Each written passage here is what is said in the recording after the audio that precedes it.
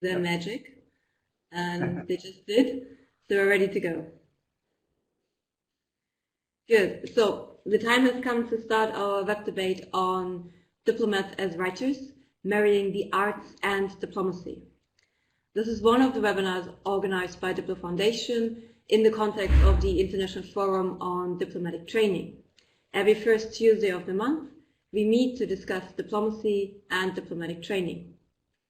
So in our web debate today, we aim to explore the contribution of diplomats to literature and cultural heritage, and to look at how art and diplomacy can work together and really inspire each other.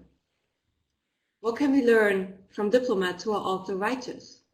What role does creativity play for diplomacy? Are there any overlaps between poetic and diplomatic language? So, as you can see, these are some of the questions we will be asking today. And in order to accomplish that, we have two distinguished speakers to debate the topics around our theme of diplomats as writers with us. We have Dr. Biljana Scott and Ambassador Stefano Baldi. Good day. Dr.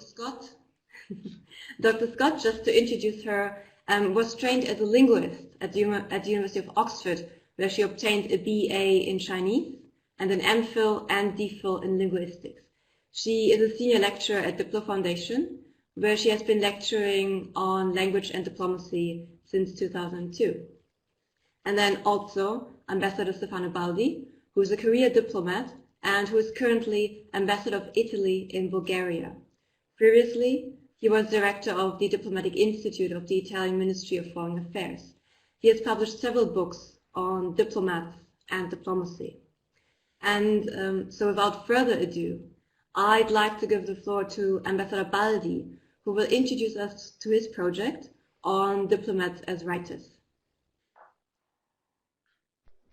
Yes, thank you, Katerina. I just started the timing. I will try to use the 10 minutes that I have at my best for involving you and the others in this in the description of this project. This is an excuse, in fact, the project I will be talking about, just to show you what do we really mean when we talk about diplomats who are writing, who are publishing. What are they writing about? That's the point. That was the idea when I started this project with another colleague, with Pasquale Bargiocci, that you can see in the slide here, and many years ago. I don't want to tell you many, but it's more than 15. Let's put it this way. And we started to ask ourselves, but you know, what are our colleagues writing? Because there are some books which are very well known, even in Italy.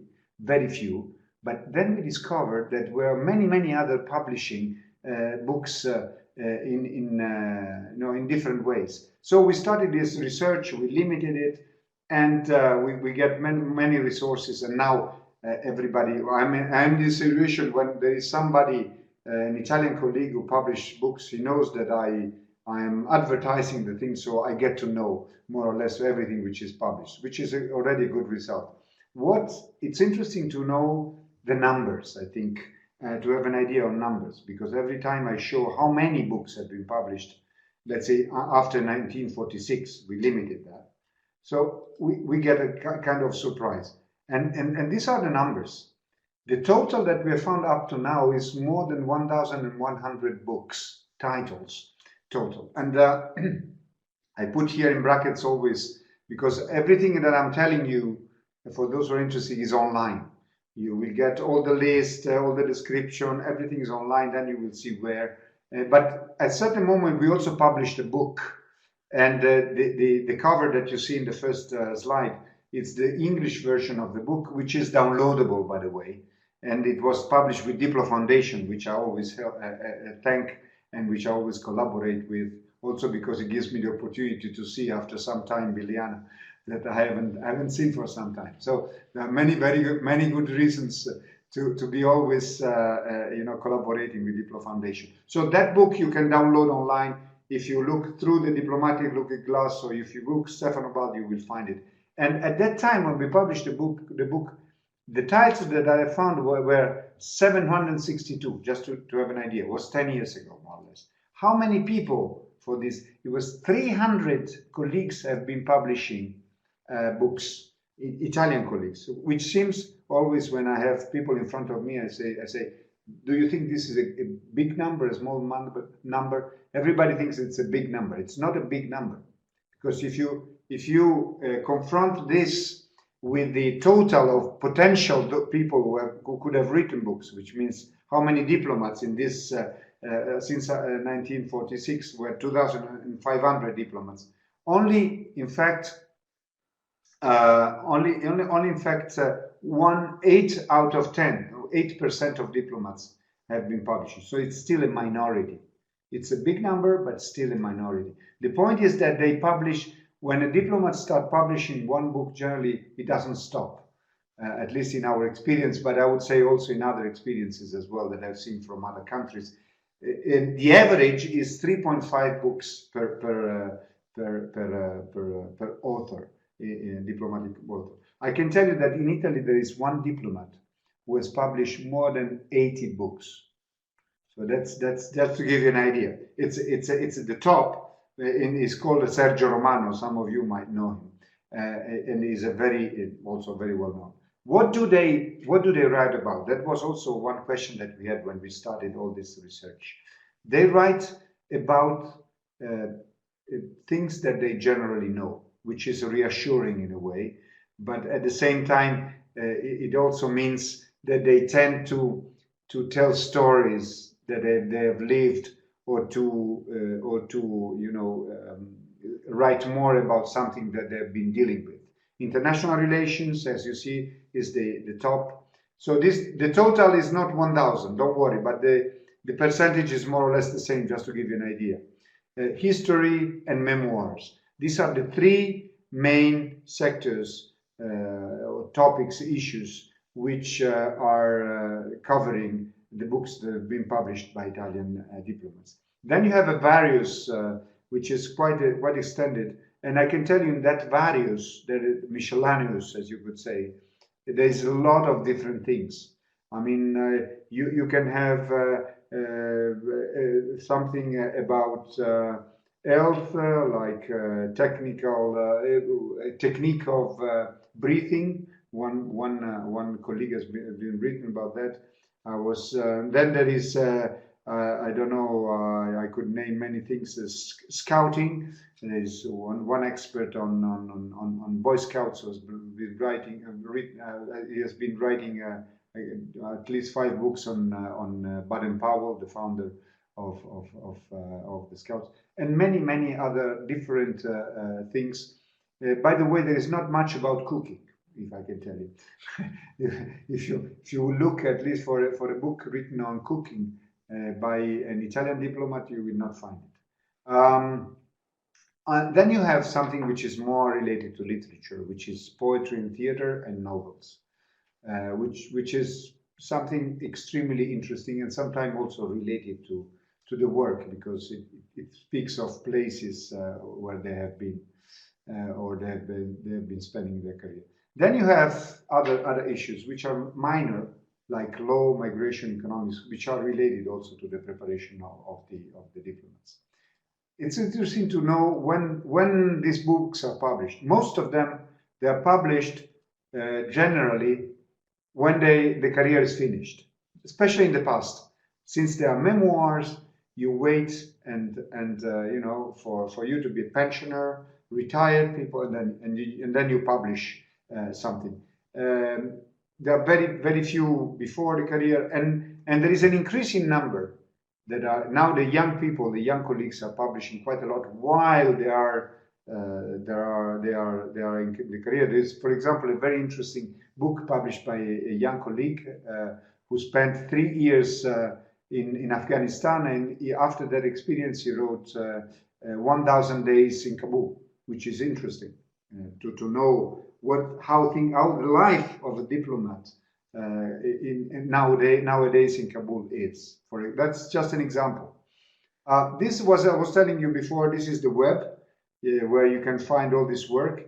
This kind of research has been growing, and it has been extended also in the way it is communicated, because it's interesting to get more and more known by the people also, to have easy access to all this data. So there are two blogs. One of them is dormant. Now Biljana will correct me. It's sleeping, I can say, which is the English one, because I also did something about other diplomats from other countries, but they are not working too much on that. I'm working a lot on the blog also with new publications that is in Italian. And then I have a distribution list of where I mail the new books that have been published. If those who are interested, let me know your email address, and I will include you in this. Since it was mentioned in announcing this, the diplomats and the Nobel Prizes.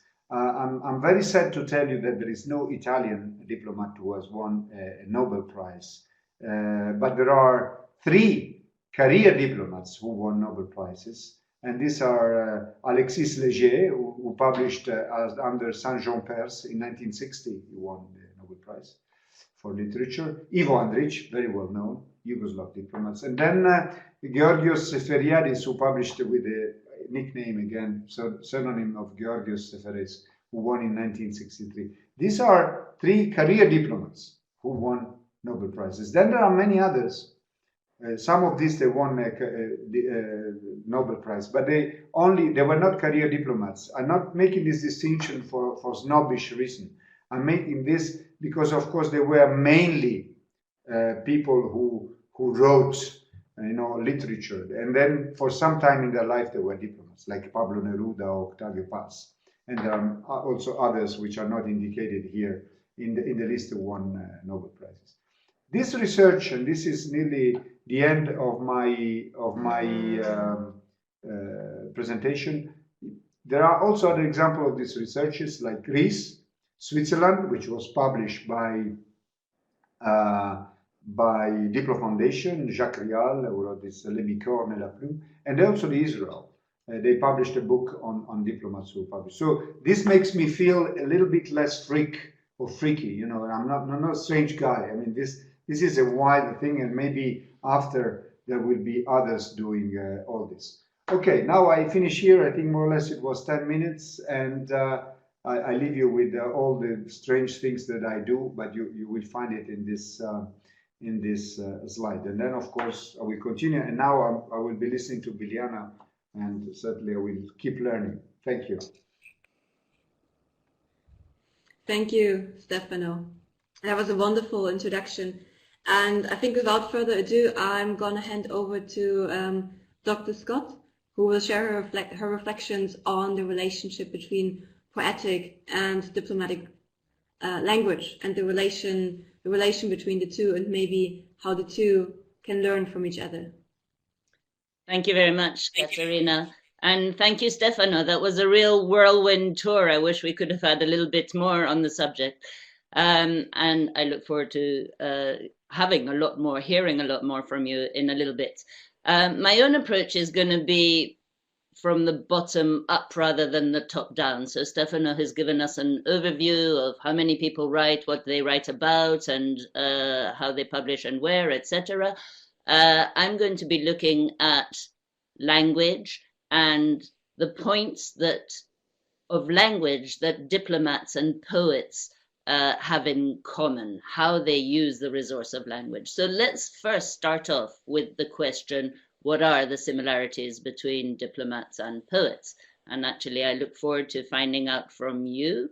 How do I forward my slides? Does anybody know?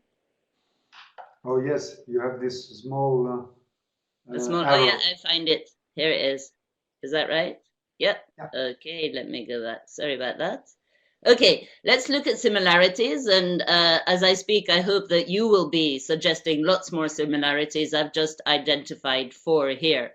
One is a curiosity, an openness to the world. What Primo Levi referred to as that cheerful energy. So it's looking at the world with an open mind, an open heart, not judging it beforehand, but finding out what it has to offer us. And I think that both poets and diplomats probably do or should have this orientation towards the world. Another, of course, is imagination, a sympathetic imagination, an attempt to understand what it's like to be somebody else. Also, of course, a creative imagination, and that's absolutely fundamental, creativity to poetry or any kind of writing, but also to diplomacy. After all, you have to find novel solutions, you have to create possible worlds. And then perhaps a restorative imagination. If you want to know more about that, you have to look at Seamus Heaney and his notion of the redress of poetry. But the idea there is that maybe both poets and diplomats are looking to use a cliche, make the world a better place, or to restore imbalances and correct prejudices and just put things back on the right track as far as possible. And in order to do so, again, you have to be able to think outside of the box, because clearly it's by staying in the box that the problems have arisen. So we need to find solutions that come from other angles. But where imagination is concerned, we need to address the imagination of others as well. We can't just be writing for our own sake. We need to appeal and have an audience. And the idea of winning hearts and minds is probably an ambition both for poets and for diplomats.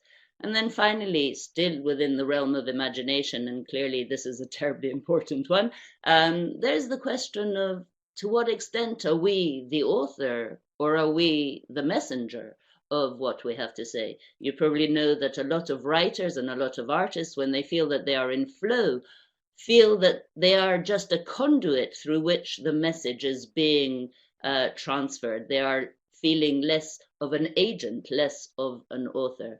And the question then is, well, how does this apply to diplomats who are actually intermediaries rather than authors? And yet they are also agents, and they have to be proactive in the decisions and the opportunity they make and the opportunities that they seize. So redress, I will refer you to Seamus Heaney and to his Nobel Prize lecture called In Defense of Poetry, I think. And I will now move on to language. And in particular, what I would like to do is to focus on implicit communication as a common resource for both diplomats and poets. So I don't know how many of you have come across the book Parting Shots.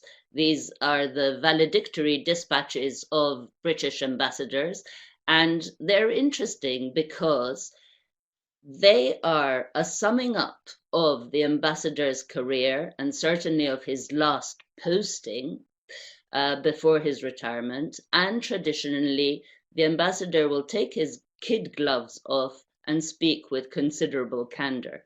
Now, one of the differences between poets and diplomats is that a poet can be in your face, can shout out his message if necessary, but a diplomat has to retain a certain diplomatic facade. In these valedictory dispatches, the diplomat was free, in fact, to speak his heart a little bit more openly. And therefore, he approaches poets or resembles the use of writers more closely, because the dispatches were often beautifully written, but they were much more candid than you would expect from normal diplomatic exchange. So let's look to see in what ways the two might resemble each other. Well, first of all, obviously music. Here are some extracts from the book. The first is from Sir Nicholas Henderson, who actually wrote a seminal dispatch entitled Britain's Decline, Its Causes and Consequences, in which you can already hear the music. And then here's a small quote: "How poor and unproud the British have become," he says. And that actually could be a line of poetry. In another dispatch, you have Sir Paul Wright, UK ambassador to Lebanon in 1975, saying, "I regret the continued influence of those doughty but elderly denizens of Whitehall, Sir Awkward Precedent and Sir Sacrosanct Principle." Again, something relatively poetic, but in the more humorous mode.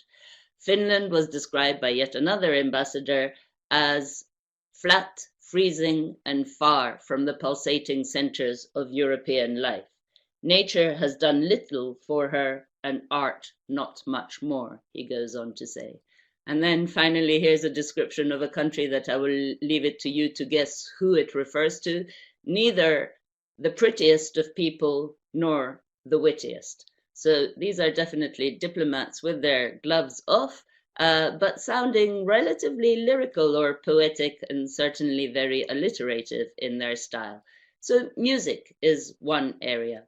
Another area closely related to music and very grassroots here is the chiasmus. Now, a chiasmus is defined as a rhetorical device in which words, clauses, or concepts are repeated in reverse order. So the famous one from Kennedy, for instance, ask not what your country can do for you, ask what you can do for your country. In parting shots, you find ambassadors quoting traditional texts which are often written in the form of a chiasmus. And I give you an example here. The strong do what they can, the weak do what they must. And Stefano Baldi in his book also quotes a few chiasms, I think that's the plural, one of which is an exchange between two diplomats, which I think I will let him tell you more about. But the question was to an ambassador, what did you think of your colleagues? And the answer came, they are always better than what they seem, but always inferior to what they should be.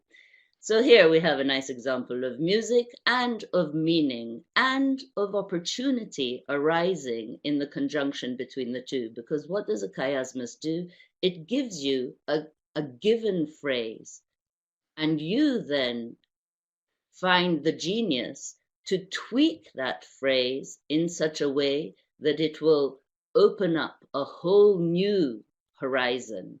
So you are actually bringing a little bit of that counterbalance, that notion of redress, of fixing things by simply tweaking them. And that is very much what I think both diplomats and poets may be credited with doing.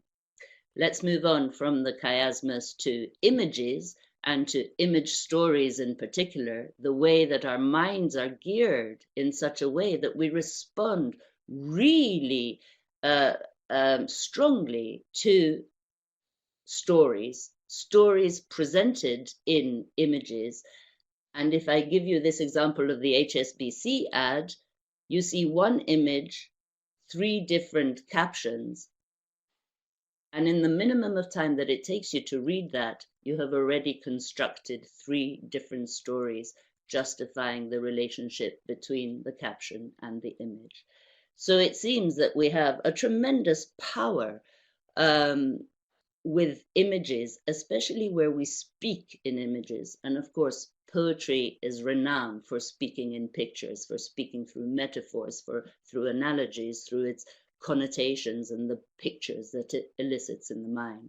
I've given you an example here from Ezra Pound, who was an imagist poem, which reads, "In a station of the metro, the apparition of these faces in the crowd, petals on a wet black bough."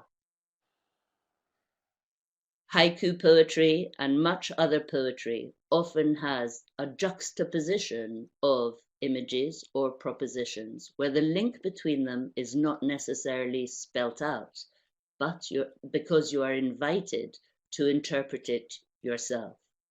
Now that is something that I would like to look at further here. Perhaps the poet most renowned for the gaps in her poetry is Emily Dickinson. And here's just a first stanza of a poem of hers in which she says, "Hope is a thing with feathers that perches in the soul and sings the tune without the words and never stops at all." Now, gaps is something that Donald Trump is also renowned for in his tweets. So I'm not going to read the tweet to you, but I will remind you of occasions in the past where those gaps have raised the question, what does he mean? What is he suggesting? What is he inviting us to do? And whereas most of us would think that Trump is anything but poetic, the fact that he can make us react in this way is not that different to what poetry makes us do. Let me move on from that to a concluding slide. I focused on language, the fact that language matters to both diplomats and to poets. Within language, I've tried to focus very briefly on implicit communication, and I have touched on the music of language, the chiasmus as a particular instance of music and meaning coming into conjunction, images and the stories that they tell, our natural propensity to fill out what little information we are given, whether it's in a metaphor, whether it's in a quote, whether it's in an analogy or a connotation, and tell ourselves a whole story on the basis of that minimal information. And finally, I touched on gaps and the invitation that gaps offers us to bridge them, but the fact that we may bridge them in different ways.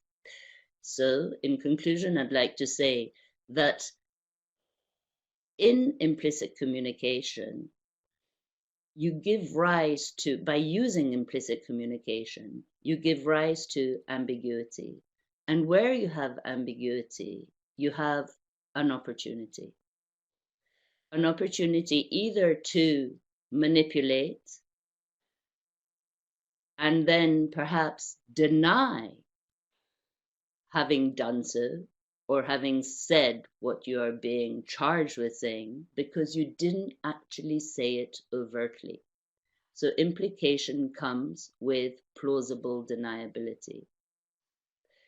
That's one opportunity that comes with implicit communication. The other is an invitation to broaden your horizons, an invitation to see the world differently, an invitation to expand the circle of inclusion, perhaps through humor.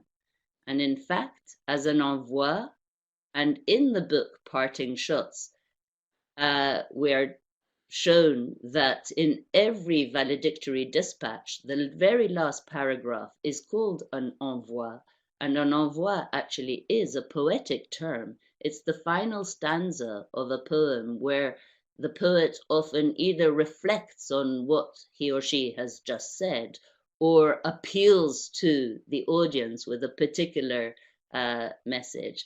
In the envoi, I shall simply refer you to one of these ambassadorial letters, not actually a valedictory one, but one that has become very famous. I'm hoping that you can't actually read the text because I don't want to distract you with it, but I can tell you that you have enough information to source it there for yourselves. And I can tell you also that this text brings together a lot of the devices that we have been speaking about. So I shall return to this slide and now hand over to Katarina to chair the discussion. Thank you so much, Biljana. I must say, both you and Stefano really inspired a very already deep discussion in the chat, and just to feed a couple of things back to both of you. So when Stefano was telling us about the kinds of things that diplomats write about, the fact that he mentioned that there's very little on cooking actually inspired quite a discussion in the chat, in the sense that Urania, who comes from St. Lucia, she mentioned that when she is a diplomat, she will make sure to write a book on cooking and hospitality. And in that regard, people also mentioned that it's actually a real lack, that the role of food and hospitality and being welcome at home in this kind of sense is something that lacks, and especially the relation of that to diplomacy and the importance. So that was quite interesting. And that comment actually came from Svetlana, who said books on the art of diplomacy should include hospitality and cooking. And then also the other point that became quite strong in the discussion was the question of what about diplomats from the global south? What about diplomats from developing countries and their writing? So in the chat we had a couple of examples, but also the question of is there less of it? Maybe should we try to foster it, to make it more available? What is your, is there anything you could say in that regard, Stefano, of diplomats, for example, from the Caribbean who are also writers? In that sense, also there was a big call for making these books more publicly available and creating this public space where books that might not be as easily available and writings of diplomats that might not be as easily available for various reasons should be made public. So now for perhaps more concrete questions. Anna Maria picked up on Biljana's discussion of ambiguity, and so she has two questions. One is, what about the danger of ambiguity in diplomatic relations and in diplomatic language? And she also comments that diplomats have to be masters of euphemism, or should they be masters of euphemism, basically. And I would like to add to these kind of questions for Biljana, is there any way to how to learn and how to hone these skills of, for example, ambiguity in language, using ambiguous language to your advantage, of using euphemism? Do you have any recommendations of how to better understand these tools and how to better use them? And then another question from Anna Maria for Stefano. She remarks that her guess is that lots of the writings of diplomats come in the form of memoirs, so they tell us a lot about the past. And then the question is, what about contemporary issues? But then if diplomats talk about contemporary issues in their writings, there might be a danger of these writings becoming leaks or questions of confidentiality. And she was wondering if you encountered anything like that. And perhaps more importantly, what can we learn about diplomacy, and what can we learn about both historic as well as contemporary issues from the writings that you looked at, Stefano? So maybe I'll hand over to Biljana first for comments on ambiguity, euphemism, and this kind of aspect of language and how we can learn them or practice them more effectively. Okay, thank you. Thanks for the questions.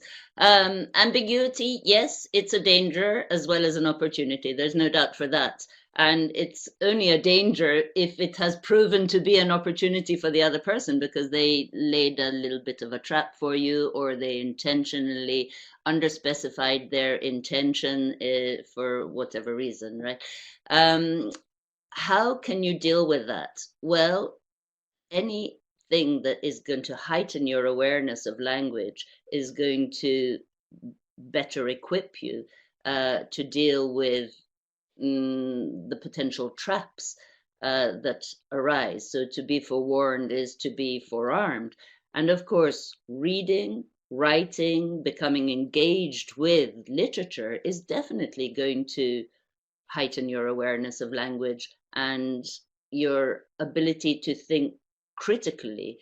I say literature, but you could just restrict yourself to reading the newspapers if you wanted to, and you would find plenty of examples of ambiguity there, which is either vagueness, and vagueness, I suppose, is often seen as a kind of sloppy use of language that just needs to be tightened up, or it's ambiguity in a way that is really intended, constructive ambiguity for some party.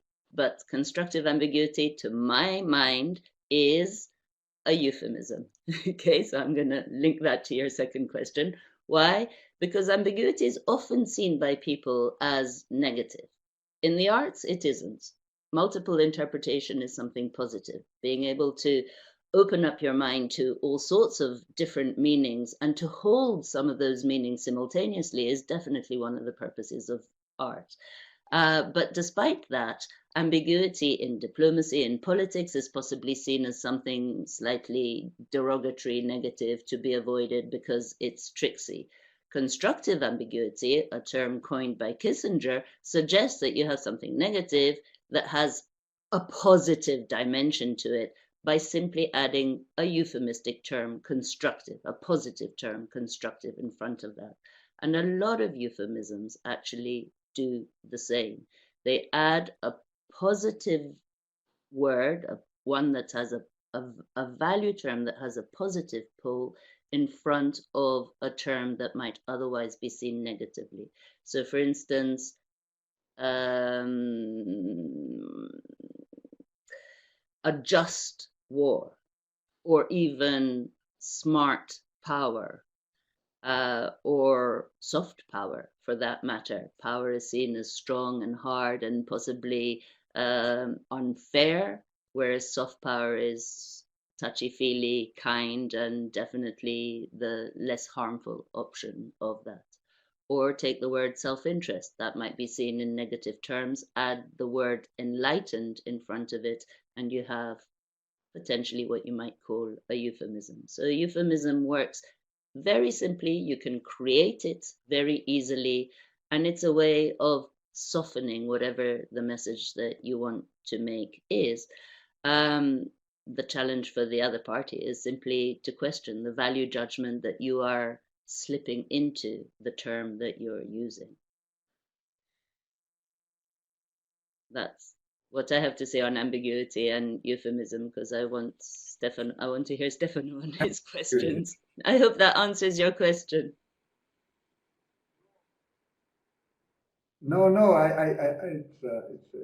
I'm always, as I said, and this is confirmed, I'm always learning. It's fascinating how Biljana, works with the words, and how the interpretation, and how she puts together different aspects that I never thought of. But certainly, if I can add just briefly on ambiguity and on constructive ambiguity, which I like very much, and I've been using, for so many times I've forgotten, because when I think of constructive ambiguity, I always think of the factor of time in changing attitudes towards a certain point or a certain negotiation. So sometimes you use ambiguity not because you want to be fake, or because you want to not answer, but you want in a way to delay, to construct consensus. That can be seen in a way, and this leads me to what is the best school for me in diplomacy for learning, for mastering, let's say, even ambiguity, but mastering the use of words or the use of diplomatic language. For me, the best school is multilateral fora, is multilateralism. And this I do not say because I've done 12 years of multilateral in my career, but because that's the daily activity where you really have to sometimes play with words, with sentences,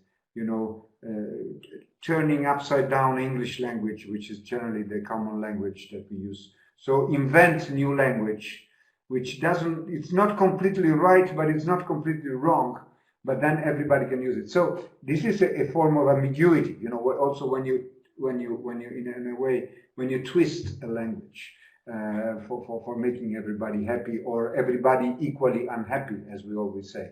So this is the multilateral is the place, which doesn't mean it's the best place to be, but for language, I think that's where you really push it to the maximum.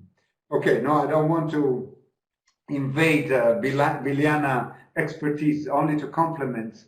I would like to say a few things on issues that Katarina very skillfully could pick up on the sequence of interesting chat which is going on, and I'm not so able to follow, because in the meantime I try to think and I try to follow, which is the difficult thing of the webinars, but it's also the challenging issue.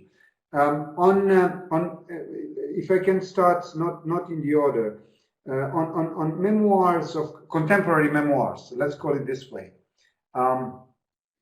In fact, that's a very tricky issue. If you define it as contemporary memoirs, which is the example I gave, it's a bit extreme. It's not so often, and it's very delicate. You know that contemporary memoirs will never be 100% of what happened, which doesn't mean that you're lying if you can write on that, but there are things that you will not be able to write. And this is self-censorship, and there is also censorship, if I can call it this way. I would call it, limitations, which comes also from the institution. There is a certain, at least in our system, there is a certain control before you publish something which is strictly related to your activity, to the activity in the sense of what you have witnessed, especially in certain other countries. So that is something where everybody should know how far you can go, while you are in service.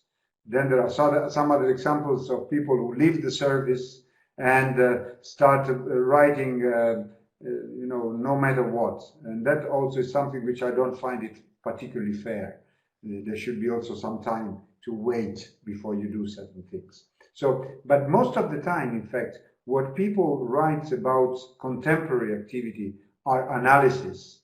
So you have a lot of international, what I've qualified as international relations.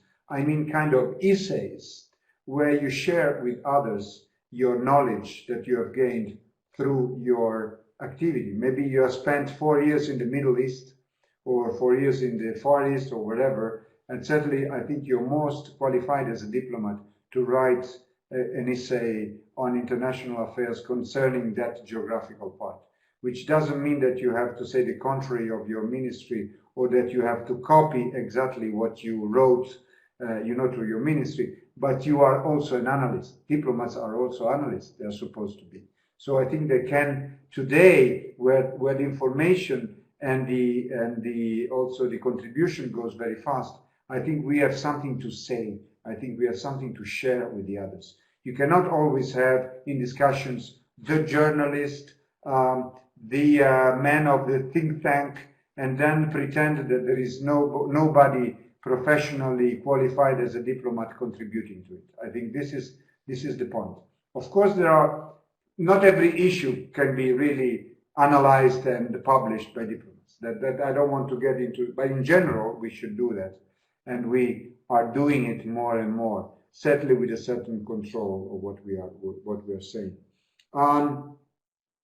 How much can we learn about diplomacy through the books? I didn't mention it before, but one of the ideas behind starting all this research that lasted and is lasting so much time was, how much can I learn from people who was diplomat before me? That's for me, the interesting things are reading memoirs is not only learning about history, but also learning on how these people, my colleagues, some of them very qualified, some of them less qualified, it depends, but how they reacted in certain situations, which were situations 100 years ago, 50 years ago, and today, mutatis mutandis, you find the same kind of problem. Then, of course, you have different tools. And this is fascinating how much you can see differences from places, from reactions, personalities, interactions, and there is a lot to learn. There is a lot to learn in terms of what is called the art of diplomacy. You can call it the profession of diplomacy. You can call it the métier of diplomacy. Still, how to be a proper diplomat and how to represent your country properly, and so on and so forth. There is a lot in there if you dig into this. Of course, this leads me to another issue which has been raised, which is the knowledge about what has been written, which was again at the basis of my initial research, how can I learn more on what has been, on the books that have been published, and how can I communicate this? I mean, when it was the question, what is available from the Caribbean countries written by Caribbean diplomats? My answer is, do not ask me, but ask you how you can. I'm sure there is a lot. I saw here Oscar was attending today. He has been writing quite a lot. He has been very active since we met in Geneva a long time ago when our hair was a different color. And but I think everybody could do something like this kind of research for his country or for his region, and then share it with the others, and then get for making more known not only the diplomat as we all imagine the diplomat is, but also as somebody who really live a very rich life, who has a lot to share and who has a lot who learns a lot and also gives a lot, which is, through books you can do this, or even through books of poetry, because of course there is, as Biljana said, there is lots that you can read behind two lines when you publish a poem or something like that. So I think there is a lot that can be done locally to learn more about diplomats, writers, but not for the sake of being a writer. So I don't make a difference between somebody who is a diplomat who has published a book, and then if you have not published a book, I don't speak to you because I don't like you. It's not the difference. I'm trying to get as much as I can from those who have taken the time and the wish to share whatever they have through a novel, through a poem, through an essay with the others. That's the point. And I get to know a lot more. So I'm pushing a lot of colleagues, especially old colleagues, as long as they stay with us, and that's part of the life, to share the rich life that sometimes they only tell me. Oral history is not enough, in my opinion. And there is so much that they can really contribute to.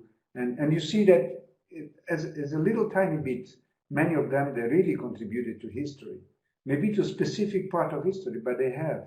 So why not to share it with the others?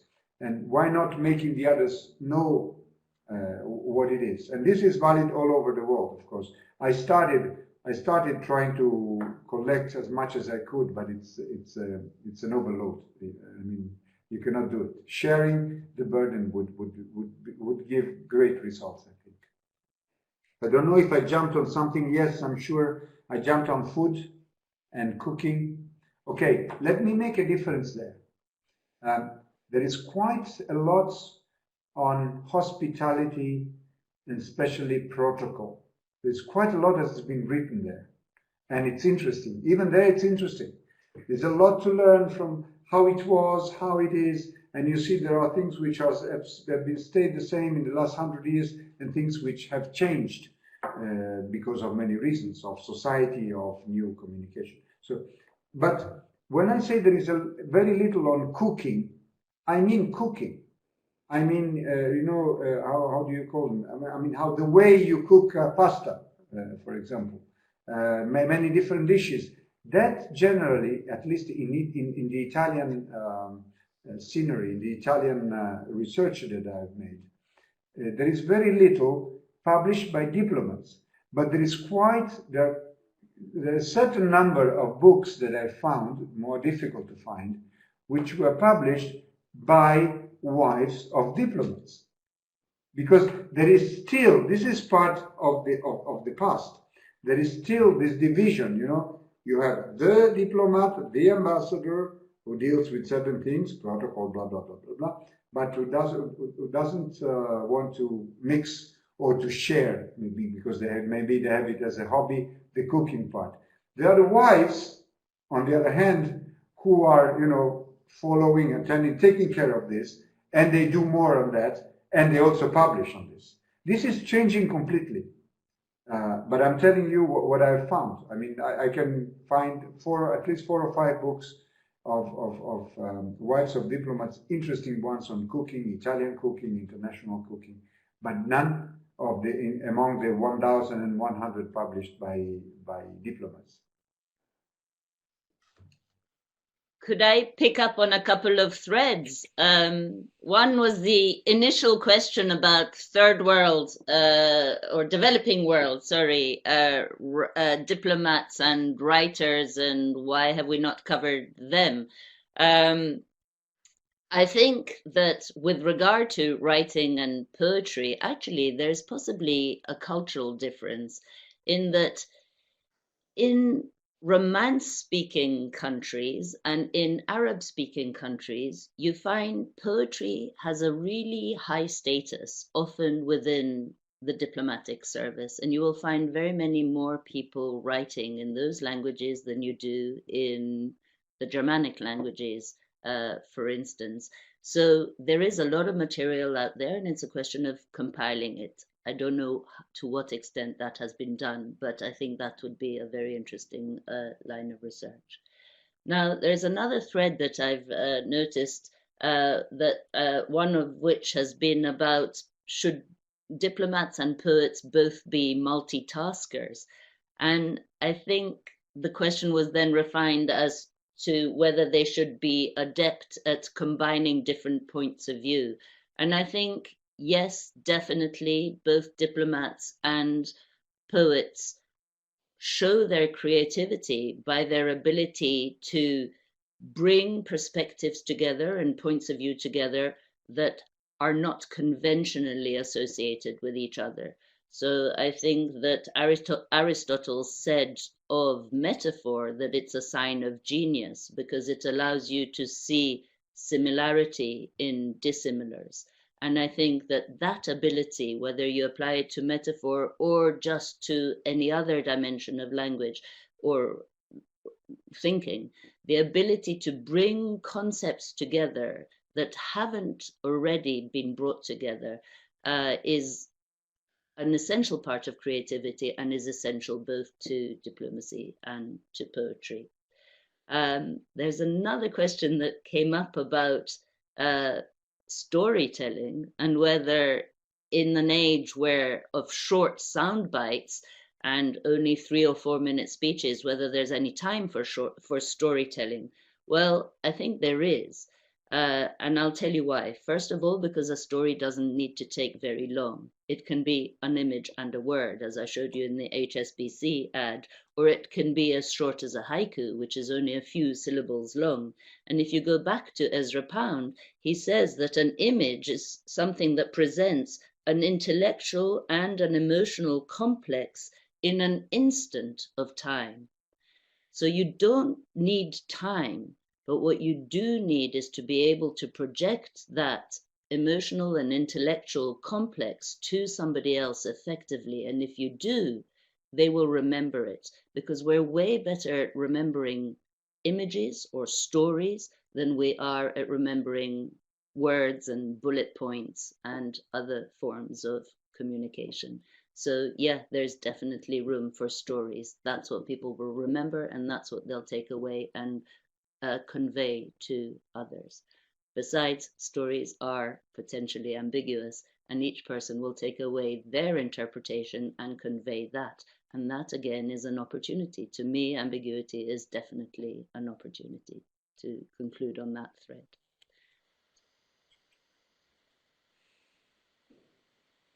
Thank you so much, Biljana.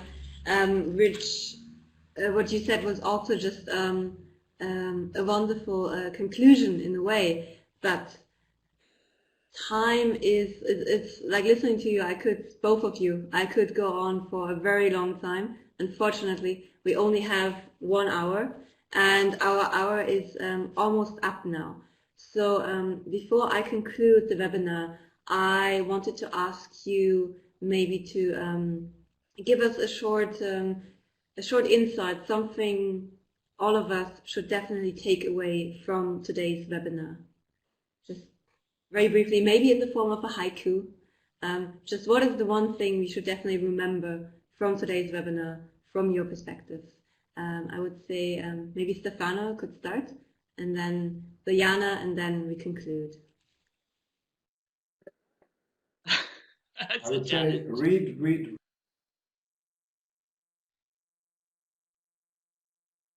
I'd happily suggest that. I started off by saying that what diplomats and writers have in common is a curiosity about the world, a curiosity which Primo Levi described as a cheerful energy. I think that what we should be careful of is too much compartmentalization. I think we do need to cross-fertilize across cultures, across disciplines, across writing styles. And I think that what comes of that cross-fertilization is, again, a new energy. And again, it's a cheerful energy. It's one that has potential, that is open, that is engaging.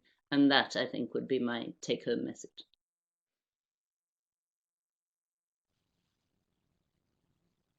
Thank you so much. So first of all, thank you, Stefano and Biljana, for agreeing to be here today, for having so much knowledge and wisdom to share with us, and so much motivation to keep reading, to keep an open attitude, to remain curious about the world, and to share that curiosity. So in closing, I'd like to remind everyone of the next webinar, which will take place on the first Tuesday in April. And I would also like to add a little reminder about a workshop DiploFoundation organizes in Geneva with Dr. Biljana Scott on implicit communication. It is on the 29th and the 30th of March. So for those based in Geneva or very close to Geneva, this is a very warm invitation to attend that workshop. It is an excellent opportunity. So with that, thanks again, Stefano. Thanks, Biljana.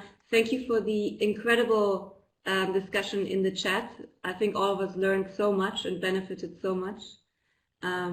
So thank you very much, and see you next month, I guess. Thank you, Katarina. Bye. Thank you, Biljana. Bye.